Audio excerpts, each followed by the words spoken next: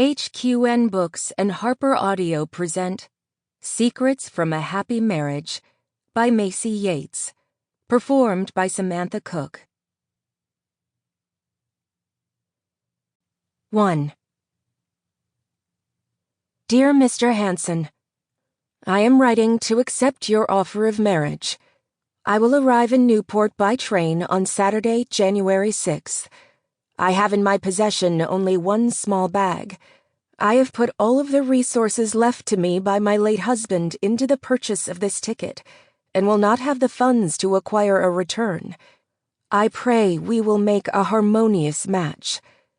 From a letter written by Jenny Hansen to Olaf Hansen, Chief Lightkeeper of the Cape Hope Lighthouse, December 20th, 1899, now posted in the parlor of the captain's house at the Lighthouse Inn, Sunset Bay, Oregon.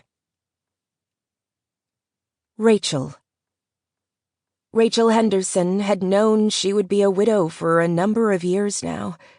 Knowing that still hadn't prepared her for the day it would happen, for watching the light that made her husband who he was drain away. This slow unwinding of their lives from each other, where he would go on and she would remain. I really did want to see her graduation. His voice was weaker now, even more than it had been a few hours earlier. He laid back his head on the stark white pillow, his eyes fluttering closed. A few months ago, when he'd started spending more time in bed than out, she'd changed the angle of it, panting and sweating as she strained to move the king-size piece of furniture on her own. But she'd wanted him to be able to see the ocean without having to move too much. She'd moved all the pictures into a cluster on that wall as well, all the photographs he'd taken that they'd had framed, right in his line of sight. The 20 short years they'd spent as husband and wife, captured in those photos, frozen, perfect and happy. At the center of them was a photograph with their hands all together that they'd taken when Emma was a baby. The three of them, her family. Rachel closed her eyes. Of course, I'm not going to pretend we didn't want you to. There was no easy thing to say. She wouldn't lie and say it was okay. This old Queen Anne house had stood since 1894, and in those years the one constant had been change. From the age when 3 lightkeepers had been required to live on site to keep the kerosene lantern lit and prevent passing ships from being dashed on the rocks, to when times had changed and innovation had meant only one keeper and a backup were needed, to the years when bunkers had been built into the landscape during World War II, men ready to defend the country from enemies that might storm the rocky, wind-swept beaches.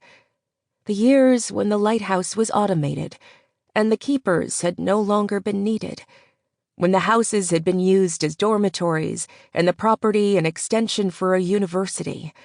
Then, for nearly a decade, when the houses and buildings on the property had been empty, quiet, until Rachel's mother had taken over and life had started again in these walls. Change, new life, loss of life, laughter, fear. It had all existed here. And the houses, the lighthouse itself, remained through it all. Rachel could feel it now, as if the years were layers rather than a timeline, as if it all existed at once, here in this room. She and Jacob were simply part of it, one row of stitches in a vast quilt. Rachel found some comfort in that, in this moment where her life felt large and her present pain felt bigger than what she could manage. That in the fullness of time, she was small, they were small. But this moment, this time, was all she had, and that moment's relief she felt fell away. Each second on the ticking clock louder, the sound of his rattling breath echoing in her. Her husband, the only man she'd ever loved. They'd been hand in hand all this time. They'd found Sample complete. Ready to continue?